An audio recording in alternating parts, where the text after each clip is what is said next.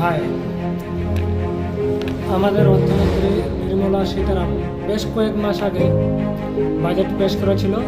নিত্য প্রয়োজনীয় জিনিসের দাম কমবে এবং সেই অনেক জিনিসের দাম উল্লেখ করেছিল। তার মধ্যে একটা হলো মেডিসিনের দাম কমার কথা ছিল।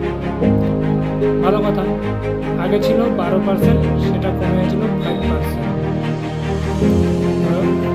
আমার কাছে একটা মেডিসিন আছে এখানে। এই মেডিসিনটা